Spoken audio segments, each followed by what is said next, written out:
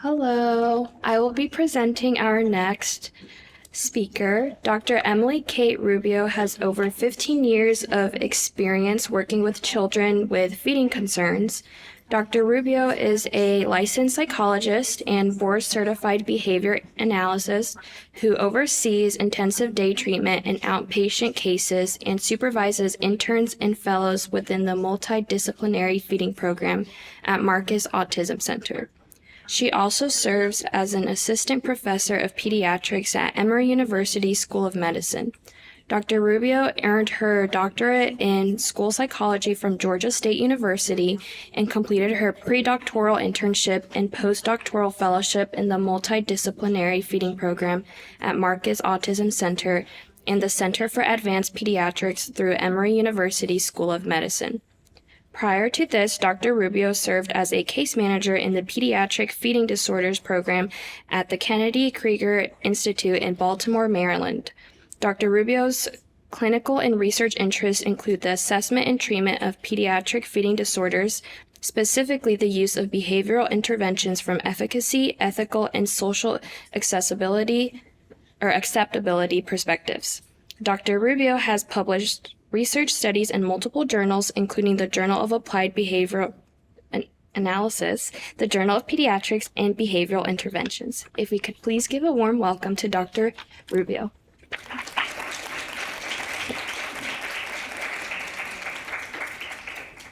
Hi, thank you so much, and thank you all so much for having me. Just a little disclaimer before I get started. I am expecting, and so I'm getting very winded very easily, so if everyone could just bear with me, I would really appreciate that. Thank you. Okay. We already said no conflicts of interest to disclose, so I will just kind of start with the overview of what we're going to be chatting about over the next hour. I wanted to start by discussing picky eating and ARFID, or avoidant restrictive food intake disorder, this feeding disorder, and how they present in children on the autism spectrum. I want us to understand some potential causes and the medical impact of food selectivity in ASD. Ooh, my little graphics are getting unaligned. And then discuss some practical considerations for feeding challenges in children on the autism spectrum at home or in the community. So what can we be doing? What are some things we can do before a child needs, or to prevent a child from needing more intensive intervention?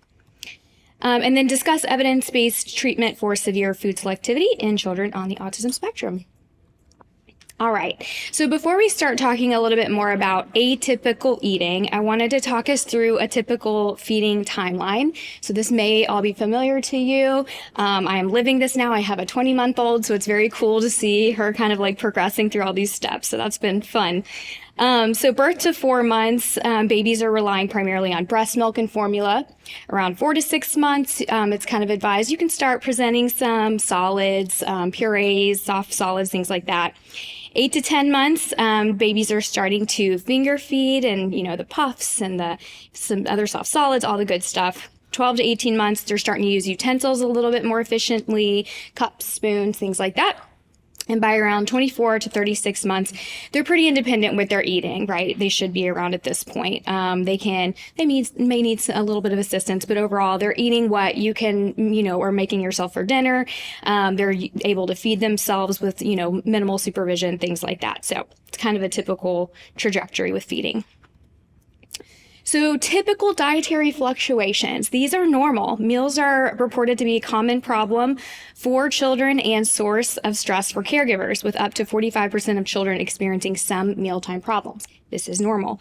So some of these things are fluctuating hunger, behaviors aimed at ending meals prematurely, so leaving the table, being distracted, I don't want to eat right now, I want to go play, reluctance to self-feed, and then picky eating.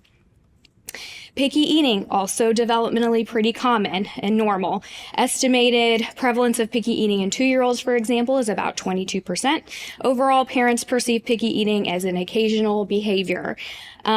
Typically, it's kind of characterized by some low dietary variety, unwillingness to try new foods, being inconsistent, but it's not really impacting or compromising their nutritional intake. My daughter is 20 months and she is starting to show some pickiness and making me look like a fraud. And so, but it is very normal. Like, this is okay. Generally, she is healthy and she will eat great one day and then be like completely disgusted by whatever she had the day before. And I'm like, okay. Okay, so these more mild or transient feeding difficulties typically are going to resolve spontaneously over time or with some low intensity interventions like caregiver education about meal structure, how to plan your day around eating, modifications to food or how you're preparing the food or presenting it to the child, some nutrition guidance. And the thing with this is it is not typically associated with significant concerns regarding growth, nutritional deficiencies, or the child's relationship with food, or any social involvement during meals. Okay. However, if these behaviors are not kind of resolving over time, if they're worsening, if nutritional deficiencies are now a concern, if your growth is a concern, if meals are stressful, your child may meet criteria for the diagnosis, the DSM-5 psychological diagnosis of avoidant restrictive food intake disorder, or ARFID. So the DSM breaks ARFID down into about 4 subtypes. So we're kind of conceptualizing them into 4 different categories. I want to say that these can absolutely co-occur, but in general, they're kind of these 4 distinct categories. So A1 is describing children with significant weight loss, failure to achieve expected weight gain, or faltering growth. This is this growth area concern. A2 is significant nutritional deficiencies. So these are children who are eliminating food groups. They are having big gaps in their diet, and it is over the course of time can be leading to some pretty adverse health, concerns like scurvy or rickets. That was something Dr. Call brought up. We are seeing children with these deficiencies and these outcomes.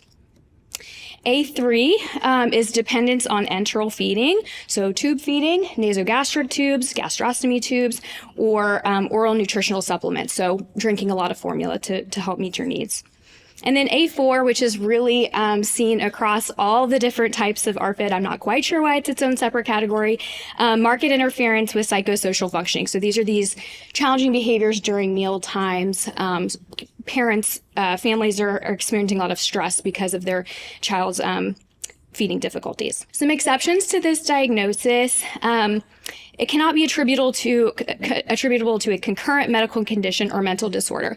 So if there is a medical reason that your doctor is saying you should not be eating by mouth, that would not be ARFID. That is somebody telling you this is not safe for you to be doing right now. But if there's a medical condition that did impact your eating but is now resolved, there's no reason you shouldn't be eating right now and you're just refusing, that's where this kind of would not be the case. Not better explained by a lack of available food or culturally sanctioned practice, and does not occur exclusively during the course of anorexia or bulimia nervosa. So this is not a body image issue diagnosis. So some common characteristics of children with ARFID include these what we call inappropriate or challenging mealtime behaviors. So behaviors aimed at avoiding food, wanting to leave meal times, pushing away the food, crying, screaming, etc. Oral motor deficiencies are often very common. So, for example, if a child has been drinking primarily formula for, the first 6 years of their life, they're missing out on opportunities to learn how to chew and develop more oral motor skills that way. Severe food or selectivity by type or texture, gagging, vomiting, expelling food, spitting food out, holding food in their mouth. This could be a behavioral avoidance response. So I don't want to consume this food. I'm just going to spit it out. I'm going to hold it in my mouth, or more of a skill-based concern, or both. So they maybe don't know what to do when the food is in their mouth. Developmentally inappropriate self-feeding skills. So again, missing opportunities to learn how to finger feed or use utensils, things like that we're seeing. So if a child's drinking a baby bottle for many years of their life, they're not getting that opportunity to practice feeding themselves, and then sometimes just complete and total food refusal entirely. So this is an example of a recommended meal. We have nice representation from color, all the food groups are there. This is like what we're hoping for. This is our target. So with children with ARFID, we have two distinct clinical presentations. Typically, we have this more volume food refusal concern where there's growth concerns. Maybe they're needing nutritional supplementation. That's kind of one area, or the variety concern. So maybe their growth on the growth chart is totally fine. They don't need, a feeding tube or anything like that, but their variety is very limited. And we're worried about the consistency of their diet. I'm going to be talking a little bit more about this presentation today, but I'm going to still talk about both. So for the volume concerned kids that we see, if they are eating anything by mouth at all, it's likely very small amounts of a very few foods and or formula. It's often detected if a caregiver hasn't kind of brought it up or been worried about it. It's often seen with the drop off in weight and their growth curve. Sometimes it can happen gradually, and so by looking at it on the curve, you're like, okay, this is happening. This is a problem we need to address. Some medical management for this concern would be, again, a placement of the feeding tube or supplementing their needs with formula. Just some associated factors with this presentation of ARFID. Notably, feeding concerns occur in about 40 to 70% of children with chronic medical illnesses or conditions, often congenital or acquired respiratory, cardiac, GI issues, which maybe in the past, like I was saying, caused painful eating. So it could be aversive to want to eat right now. Some of these include gastroesophageal reflux, food allergies, gastroenteritis, dysmotility, prematurity, bronchopulmonary dysplasia, etc. So the variety concerns, their meals often look like this. And I don't mean to generalize. Again, like I'm going to talk about children on the autism spectrum often meeting kind of this presentation of ARFID. Every child is different. Of course, they're going to have different preferences, but often we are seeing this pattern.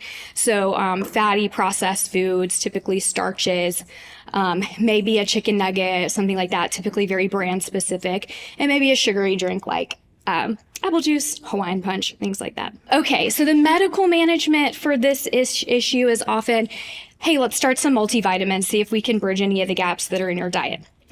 Or a nutritionally complete drink like a Pediasure or that oral supplementation that we were talking about. The issues here with these kind of like solutions is it's kind of a Band-Aid, right? Your child, that doesn't mean they're going to start eating healthier foods and kind of address their diet that way. Also, they may reject it. So you may try, I have lots of kids who come see us and they're like, they can't get them to take vitamins, or they can't get them to take any other drink besides apple juice. Or they may become dependent on it on the other side of things. So then they just kind of shift into that other ARFID category and are now going to start rejecting or eliminating some of the few foods that they are consuming and only wanting that drink. Just a thing to think about if you're seeing a child like this, kind of, or somebody's coming to your mind, it may be worth getting some lab work to actually officially address or check on any specific nutritional deficiencies to see what kind of situation they might be in. Associated factors. Anxiety is very common with children with feeding issues, concerns, disorders, or anxiety around meal times, food, and also autism spectrum disorder.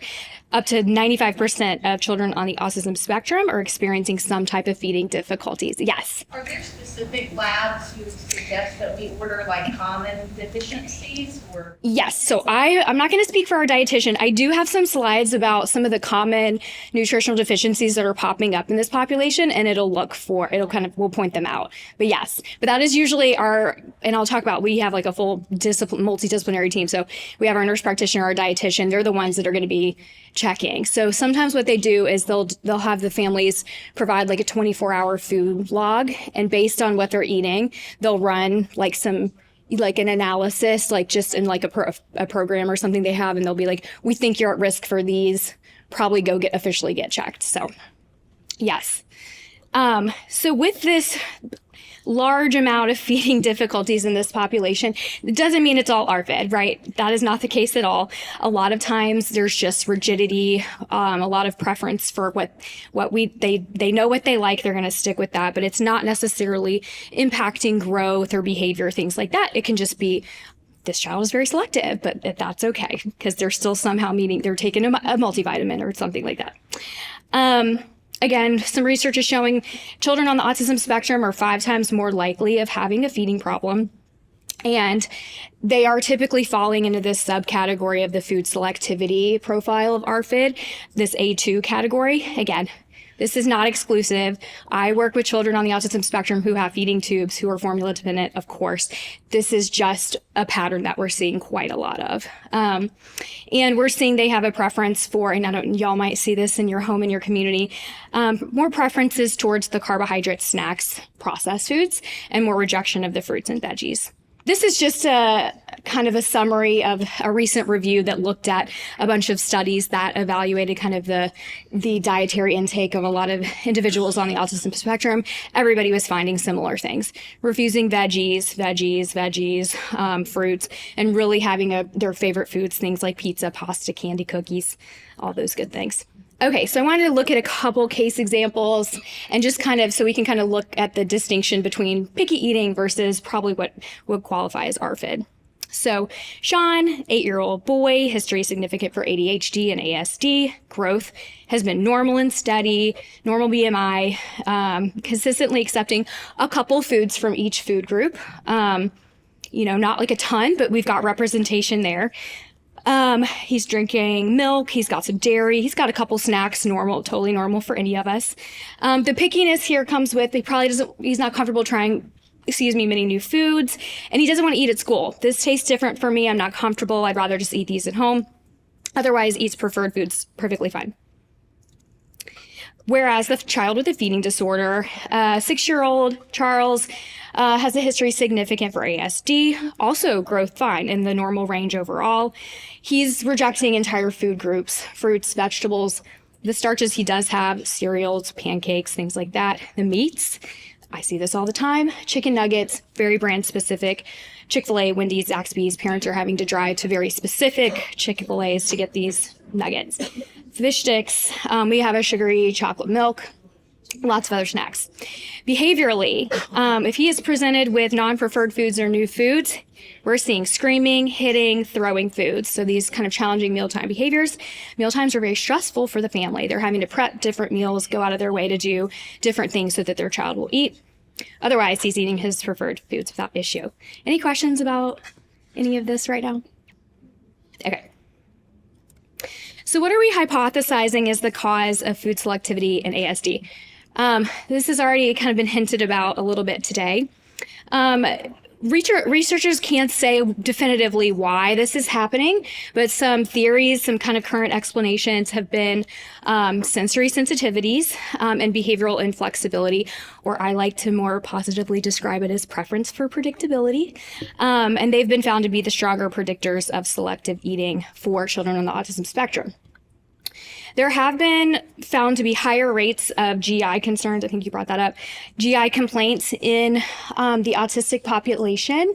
Little pro tip, check for constipation. This is what we see a lot of. We'll talk more about that. However, the current research is not supportive of, an underlying GI pathology as the etiology for the limited variety. Rather, it's kind of the limited variety is likely causing the GI concerns here. Okay.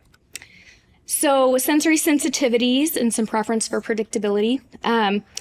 We know from experience, from research, from autistic individuals telling us, there is a lot of sensitivity around oral, tactile, texture characteristics of foods and items in general.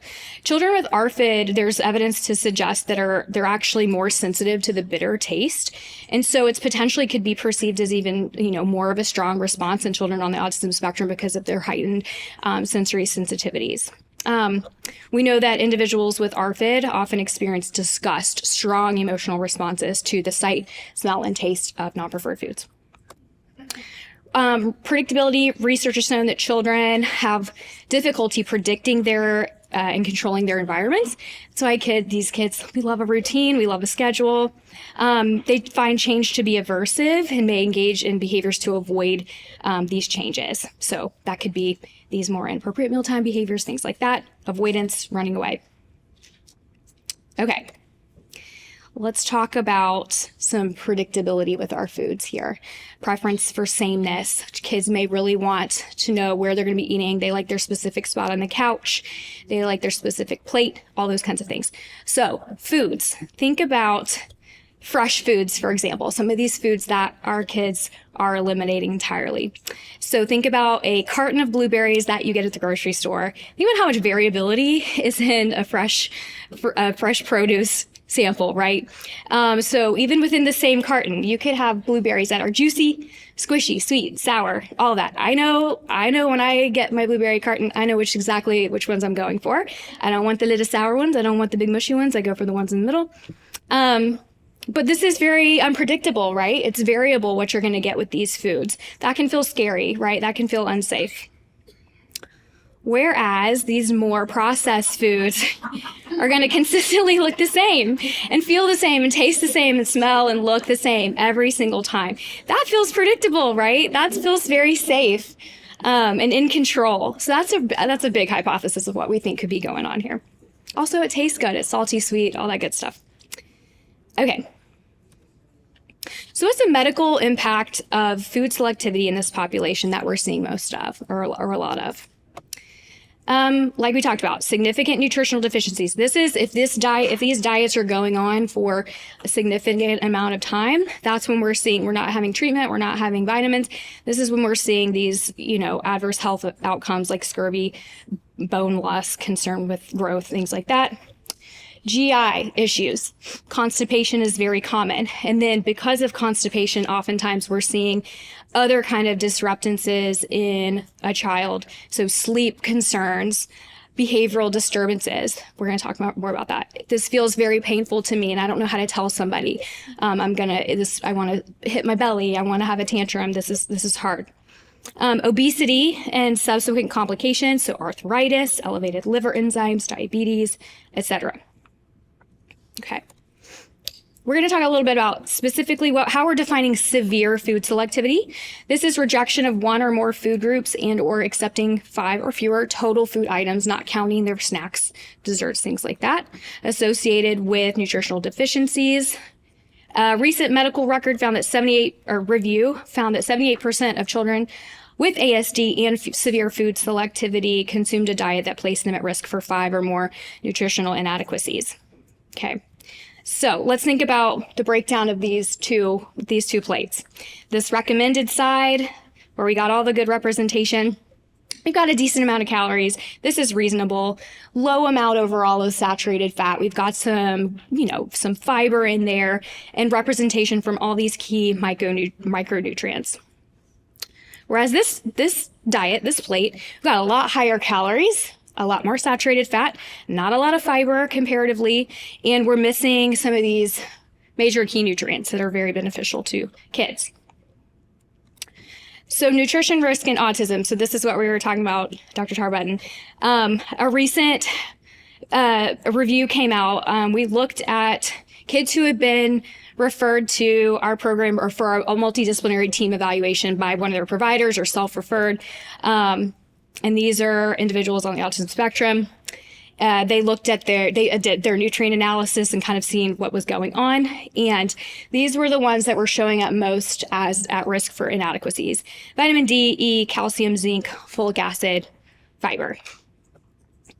And that's not all of them by any means, but these are the ones that were popping up more often. So if we think about what these different nutrients are giving us and what we're missing if we're not consuming them over time.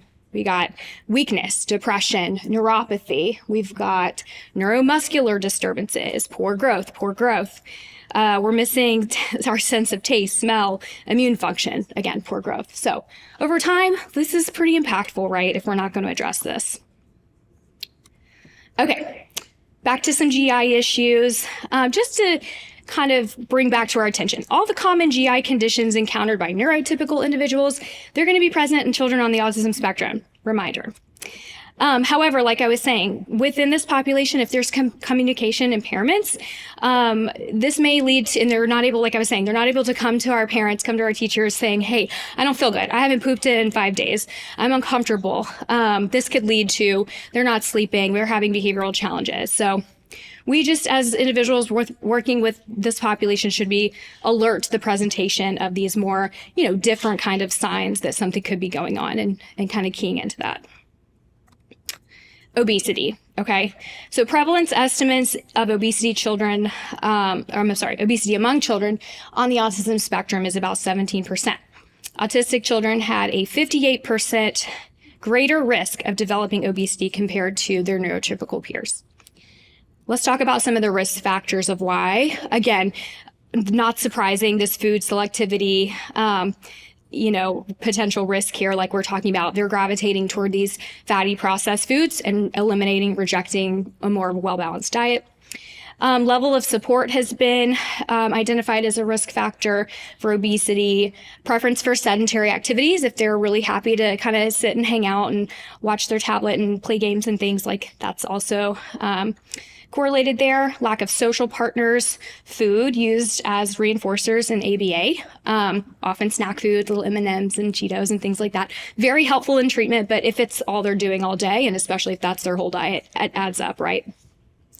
Side effects of antipsychotic medications. So we have a study that was basically saying that after about 6 months on risperidone, the average weight gain was about 10 pounds. So if we're thinking about that over time. Higher rates of disruptive behavior. So if we are working with kids and we want them to be happy and stay calm, and they have a history of engaging in self-injury, aggression, we're going to just hey, take your favorite foods, do what you need to do to calm down. We want you to feel regulated. And then on the other side, we're probably not going to present these less preferred foods as much, because it's going to elicit, or evoke some of these more challenging behaviors. So do what we need to do. Okay, so what are some things we can do to navigate some feeding challenges at home or in the community? So we're going to talk through some of these things, some kind of practical things we can try. Okay, so this is something called healthy meal hygiene, and by this I mean kind of general best practices during meal times. So when we're thinking about meal hygiene, we want to work on getting meals and snacks on a regular schedule. We want to work on eating an appropriate volume of food during meal times, and we want to work on positively interacting during meals, peers at the table, things like that. A little disclaimer here, these tips will probably in isolation, they're not going to have a big, effect on the increase of accepting new foods with kids who have severe food selectivity, but definitely helpful in other ways. And these are things that we do in our clinic, step 1, all the time, because it's just good practice.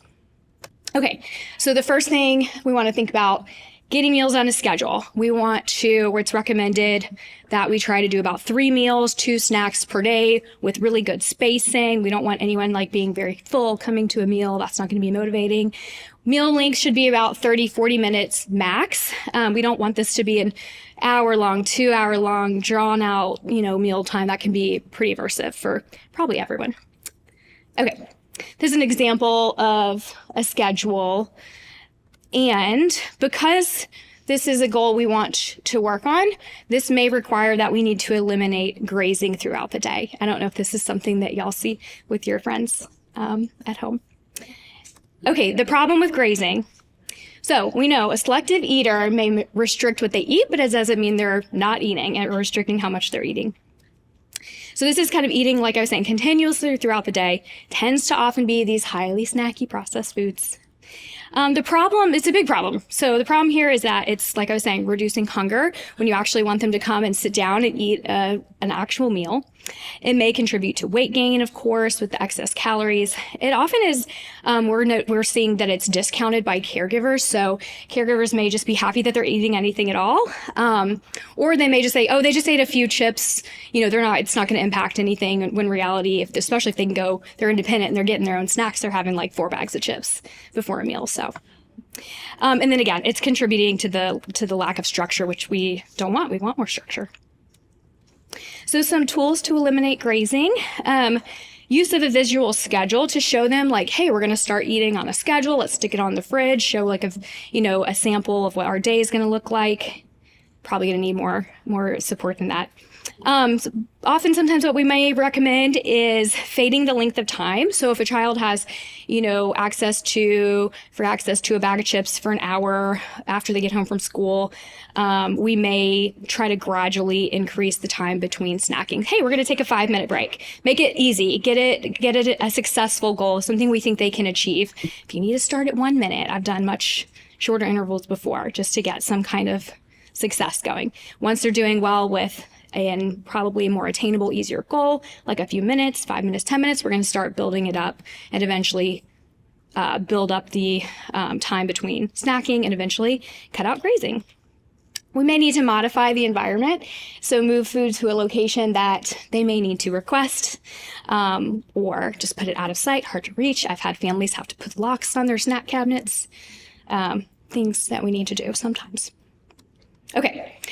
Something else that we work on is sitting at the table to eat. So we do this for safety reasons. Number one, it can be quite dangerous if a child is jumping up and down off the couch with big hot dogs and pieces of pizza in their hands and their mouth. And so we want to just get things nice and controlled and safe when they're eating.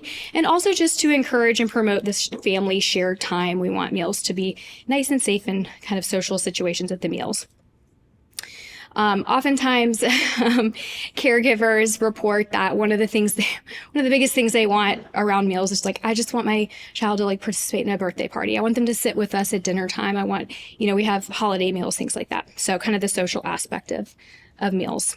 But often kids are refusing to come to the table because it's pretty aversive. It could be kind of their history with working on being offered non-preferred foods, things that are disgusting to them. Maybe stress from the caregiver was going on there. It's kind of been established as this aversive environment. So we want to try to reframe what the meal at the table, sitting at the table is. So how can we start doing this? How can we start getting them to transition to the table at meal times? We want to help them anticipate the meal is coming. So again, visual schedule, vocal warning, timer. If they're playing with their very highly preferred item right before a meal, they're probably not going to want to leave that and come to a table. So we may need to think about shifting their schedule, their day.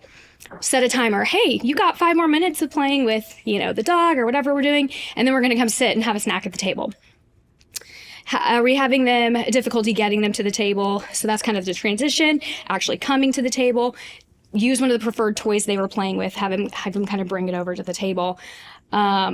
And then start with just some preferred food. Don't even try to work on the meal that you're eating. Just make it something preferred. Again, reestablishing the table as something happy, environment, preferred, fun. Bring your toys, bring your preferred food. Set a little timer. Again, make a goal that's likely to be completed. So start at 1 minute at the table if you need to, and then work and build from there.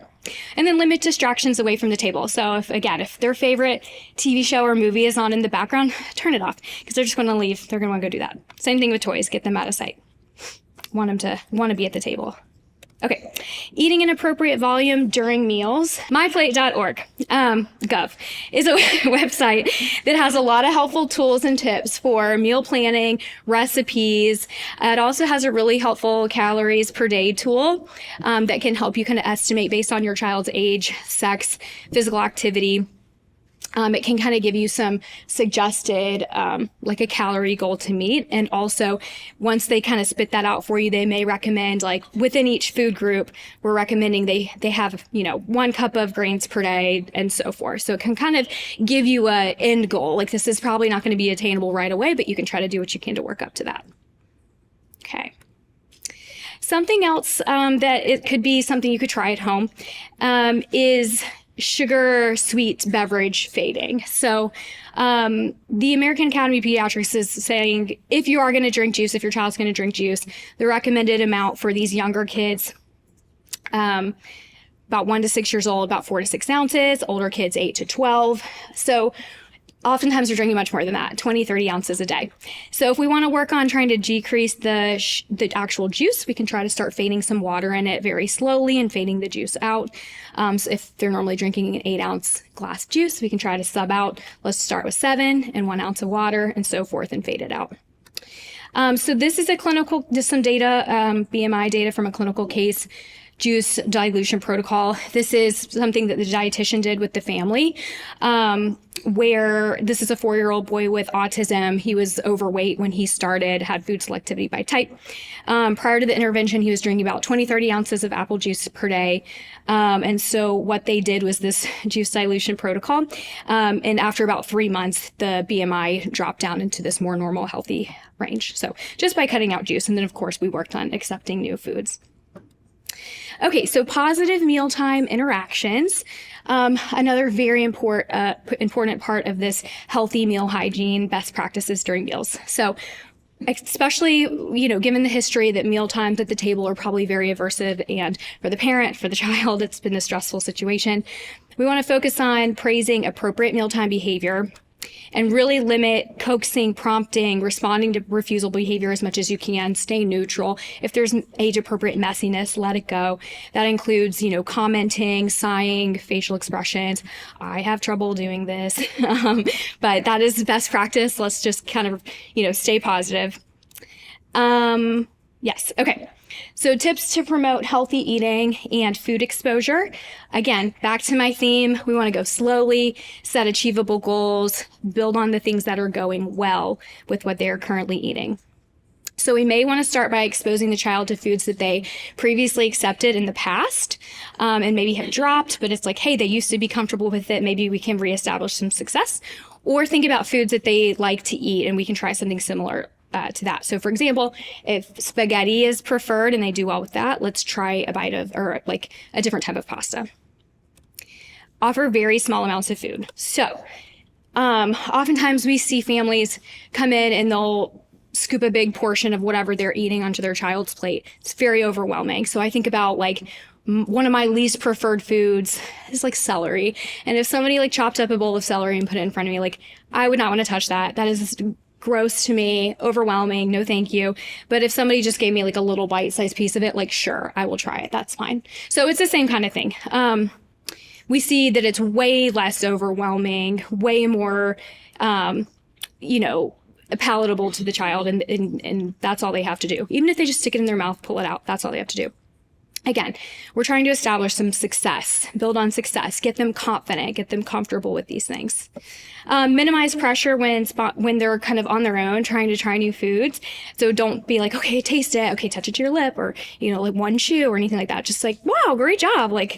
Good job. Way to go. Praise all successes, exploration. They're letting it sit on their plate. They're sitting at the table. Any of that. Just give lots of praise for any success that you're seeing over time. Kind of thinking, again, these are strategies that could definitely, again, we would use them in our clinic. We would recommend families do these different practices at home. If these things aren't working, or if the child is having growth concerns, nutritional concerns, behavioral concerns, we would say, consider a referral to get more intensive intervention, or get an evaluation, or try working with providers in your community for, things like that. There might be a next step of intervention. Additional things and examples to look for kind of in these different areas of feeding. Feeding is very complex if we haven't thought about that. So, from a medical perspective, children with feeding tubes, GI concerns like chronic reflux, constipation, allergies, etc., and feeding difficulties probably need to get, some more intensive intervention and oversight from other disciplines as well. Nutritionally, so these kids with documented or suspected nutritional deficiencies, omitting one or more food groups, over, underweight, all those things we've kind of already talked about. 50% or more dependence on oral supplementation. Want to pull in some other disciplines and more intensive care. Okay. From a skill perspective, if a child has a history of aspiration, so that's the food or drink kind of going down the airway instead of where it needs to go, not chewing, swallowing, or self-feeding appropriately. An exception here is if they have a feeding specialist or a feeding therapist like a SLP or OT in the community who has some training in feeding who can work with them. That's totally fine. They're often the front line, kind of lay eyes on these kids to assess for any kind of concerns. So that's okay. And then they can kind of refer out if they're getting stuck or if there's any other concerns. And then behaviorally, if we're seeing distress or challenging behaviors during meals, again, caregiver concerns, stressful, this is really impacting the family. That would be another time that you'd want to kind of pull in some extra care. A tip to be thinking about, it's always good to make sure that we're not just assuming that it's behavior and assuming it's because of autism that they're having these challenges. Again, there could be medically, nutritionally, skill-based concerns going on that could be being missed. So we want to always just kind of think about all the different areas and aspects of feeding. Okay. Okay, how do we treat severe food selectivity in ASD? So again, these are the cases of ARFID where they're at risk. They're going to need more intensive intervention.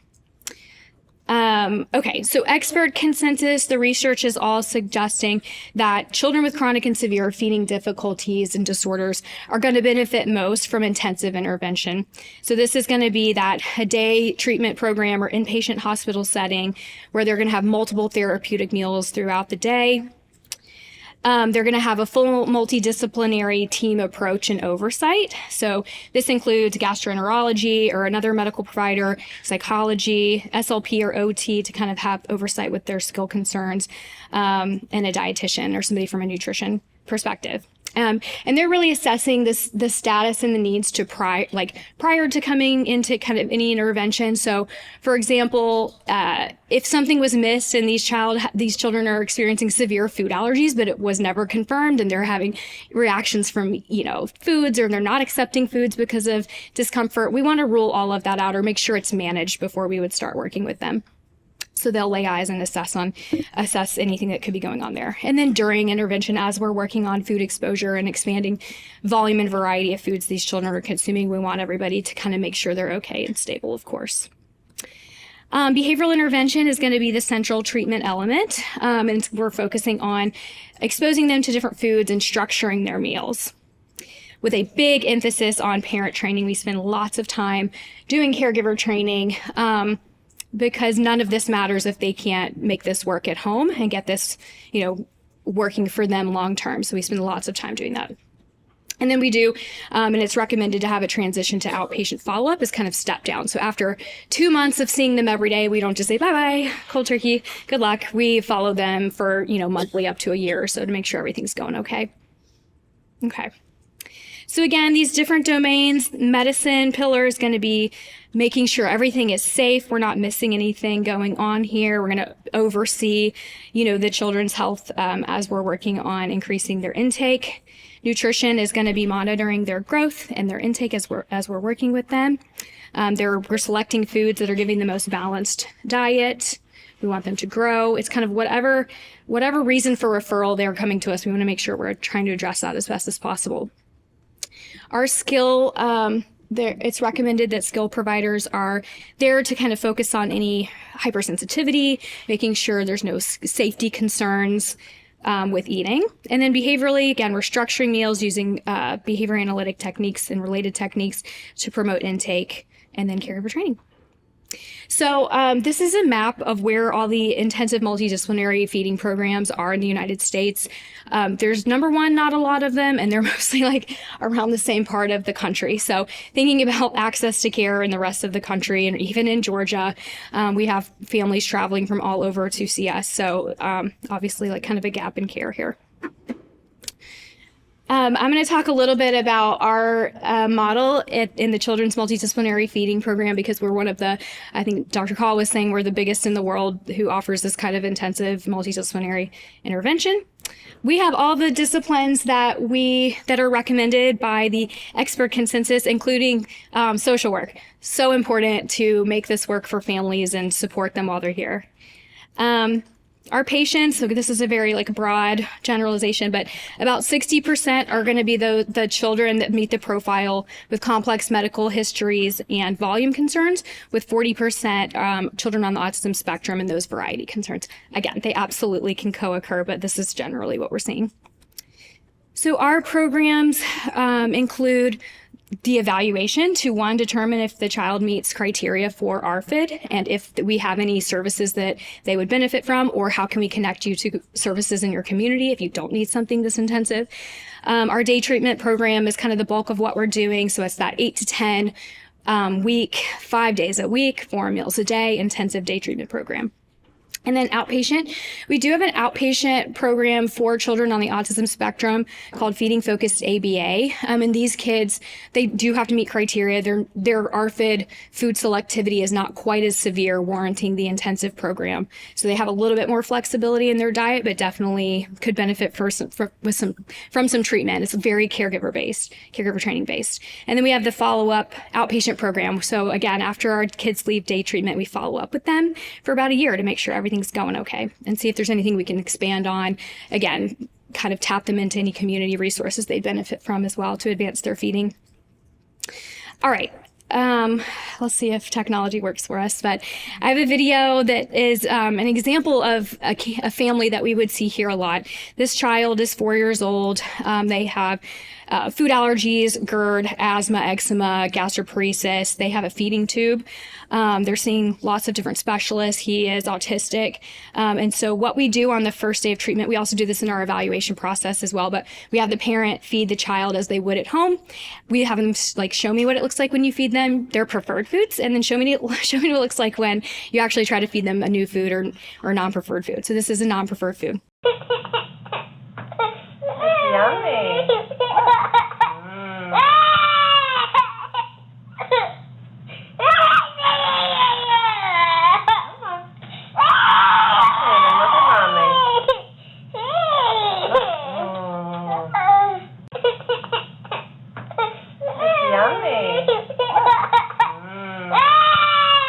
Okay, sorry, I tried to pause it because it was loud and very distressing to watch, right? Very aversive for both the child, and the parent. And this is what we're seeing a lot with families who come in here. So mealtimes are extremely aversive, very hard, very distressing for everybody. Oftentimes we're their last resort. They've been seeing all these other specialists, they've tried community therapy, and nothing has really made a dent. So they come to see us. Okay, so from a behavioral psychology perspective, this has been brought up a couple times, function-based assessment. We're looking at why do we think these behaviors are occurring. You know, it could be, of course, past medical experiences or have made eating painful in the past, or having a feeding tube down your throat has made swallowing painful in the past. But currently there's no medical or physical discomfort reason that you are refusing food. This is kind of more of like a behavioral issue at this point. But in general, we're finding in experience in the research that most of the cases, the child's just trying to avoid or escape anything to do with food or meals. So let's think about like this learning process with the parent and the child, the caregiver and the child. The parent, we kind of saw this in the video. Parent presents the food. Sorry, my graphics are off again. Child then engages in these refusal behaviors, crying, screaming, pushing away. In response to that bite being presented to their lip, the parent kind of backs off. They're like, "Oh my gosh, this is horrific. My child's very upset. I'm gonna stop what I'm doing." The child then learns, "Hey, this worked. I'm gonna do this again in the future. I'm gonna do all these things again." So on both sides of the dyad, the food removal is being reinforced. So the parent's like, "I'm not going to do this anymore. This is really aversive." And the child's going to say, "Well, I'm going to do more of this if they try this again." So it's just this cycle that we're seeing. Okay, so behavioral intervention, I'm going to talk kind of about behaviorally how we're setting up our program. I'm going to go through this a little bit quicker for time. It's involving data collection. Our therapist, we're doing one-on-one behavioral intervention during these meal times. We're tracking every single behavior the child is engaging in so that we can then kind of assess if our treatment is working, our intervention is working. We have standardized treatment protocols, but everything is very individualized. Again, we're looking at every single, how the child is responding to our treatment packages, and we'll shift and change and make, adjustments based on how they're responding. Again, lots of parent training and practice feeding at home. We support them getting this into the home setting. A disclaimer I wanted to make, we do recommend, while behavioral intervention has been one of the most empirically supported treatments for food selectivity, food refusal, and ARFID, we want to recommend formal training. So under the supervision of somebody who's been doing this a while, we have other medical providers overseeing what we're doing. So most registered RBTs, BCBAs are not trained to specifically assess and treat feeding disorders like this, feeding problems. The stuff we were talking about earlier, so working on meal hygiene, getting at the table, helping eliminate grazing, all those things are perfectly appropriate to work on. But it's this more, if you're seeing these more severe cases, you probably need some more training and oversight. Okay, so structuring the meal. Again, we're going to get these kids on a mealtime schedule. We often have to work with parents on how to eliminate grazing between meals. Us and the dietitian help them kind of work on when they can eat their preferred foods outside of meal times. We want to set our mealtime expectations. We want it to be very clear to the child. Again, we know these kids thrive. They do much better with routine, clear expectations, predictability, coming back to that. And we want to make them feasible. We want our expectations, our rules to be feasible. We want them to be successful. We want them to meet that criteria or that contingency of, hey, this is something I can do. I want to feel good about this. I can be successful doing this. We want everyone to be, implementing protocols and treatments, doing the same thing, following through. Okay, common behavioral interventions for ARFID. Enriched environment. So again, we're trying to associate mealtimes with happier, pleasant things. So we may let them hey, let's just hang out at the table, play with the therapist, their favorite toys. We spend a lot of time kind of pairing and getting to know them and what they like to do. Lots of extra attention. Another strategy we use is what we call stimulus fading. This can mean a lot of things. So we may start with just, hey, let's just practice with the empty spoon, get some momentum going. Then we're going to start with tiny bite of food. Or if chewing is really, really hard and aversive for some kids, we're going to say, hey, let's just do some, yogurt, puree foods, something like that to start to get your taste exposure going. And then we can start working on table texture.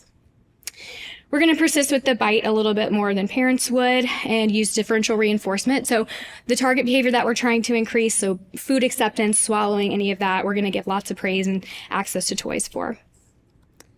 Okay, so this is an example of what we call variety fading in our clinic. So we may use, this is the gradual introduction of a non-preferred food by trying to get some success going with something easier, right? So we may start with some preferred bites of food, get them feeling happy, comfortable, good. And then once they're doing that well, feeling good, we may start with a tiny bite that's not like a full broccoli floret, but we'll start a tiny bite of a non-preferred food and end with some preferred foods and just kind of get this momentum going. And as they're doing well, again, we're tracking all their behavioral responses. Based on how they're doing, we may ask them, hey, we're going to increase what we're asking you to do a little bit more, and then work on introducing foods this way. What we call bolus fading, or it's increasing the amount of food on the spoon. Same thing. We're looking at their behavioral response to what we would consider like a small instruction, and then we increase what is on the spoon, and they're eventually eating more and more. Choice, we try to incorporate choice as much as we can. We want their involvement in selecting target foods, bite sizes, sometimes when they get, providing choice we know is going to be very reinforcing and help the child do better. So for example, we may have them taste, if they're willing to, taste some, let's say like a few fruits, rank them for me. They'll rank them and say, strawberry is my favorite. And then so we may say, okay, we're going to start with strawberry. What bite size do you want to start with? And then they'll pick their bite size and then kind of progress from there and then eventually get it to where it's like a portion in their meal. Okay. Some outcomes from our intensive intervention related specifically to food selectivity. Again, during this period, it's majority males. 70% omitted one or more food groups. Autism was the most commonly co-occurring condition. And oftentimes we'll set goals for when we're thinking about expanding the variety. We may say we're going to try to get 4 new foods from each food group so that all the food groups are represented. And overall, this is what was happening. So we expanded their variety to 16 new foods. Their risk for nutritional inadequacies declined, and then no issues with weight. So that was good. So let's see how our friend did after treatment and caregiver training and all of that. You're gonna get big and strong. Take a bite. Good job taking your bite. You're gonna get big muscles. You're gonna get big muscles. Oh, there's your big muscles. They're so big and strong. Eating all big boy food. Whoa. Those are huge muscles. Good job swallowing that. You did a good job. Oh, you tired? You fall asleep in the car? You fall asleep in the car. Take a bite. Good job taking a bite. Yeah, so that looks so much better, right? That's the goal here. We want to reestablish eating meal times to be a happier, pleasant environment for both participants here. So that's a great outcome. Okay, so just to wrap up, I know we talked about a lot, just the main takeaways from the past hour or so. Picky eating isn't ARFID, but it can still be tricky and frustrating. But think about if you have other goals to work on and your child is healthy and it's just more of a frustrating thing and it's why are you being so, inflexible, it's okay. Move on to other goals. But if it starts becoming more of a concern, that's when we need to think about some next steps. So we know within the autism population, eating challenges are very common and can lead to things like nutritional deficiencies, obesity, constipation, etc., which could then impact learning and behavior even more. So there are things that we can try, like we talked about as caregivers, teachers, and therapists in the community. We can work on improving meal hygiene, decreasing grazing, introducing new foods. But if these strategies are unsuccessful or concerns are a bit more severe with their selectivity, growth, nutrition, contact a medical provider to see about a referral for an evaluation to see if IMI is appropriate or self-referral. Any of that is totally fine. All right. And that's my baby eating.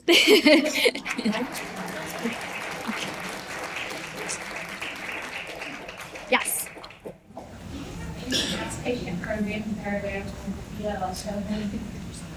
Yes. So I see kids via telehealth a lot. I only do outpatient follow-up from our day treatment, though. I'm not sure if that feeding-focused ABA that's offered to children on the autism spectrum, I don't think they're doing that virtually, but I can look into that. That's a good question. I know. Have to be in person, but being in rural areas, even if we can get an initial conversation going via telemedicine, then families might be more willing to make the travel, just thinking. Yes. Just thinking. But. Some of our providers, it's harder, from the behavioral psychology and skill perspective, we like to see what's going on in person with how are they managing the food? Are they swallowing safety? What does behavior look like? That part typically needs to be more person, but I know that our dietitians and nurses, so from the nutrition and medical perspective, they will do initial appointments via telehealth for sure. And then that could be a front line of, hey, we do think you should do some more follow-up. We're referring you to the full team evaluation. Could you come in? And then they could decide if it's something they want to do. And then we work with families, our social work team, care coordination team. They also help families who have a big travel get set up at the Ronald McDonald House or Airbnbs or housing if their drive is too far to be more locally located. So, yeah. Anything else?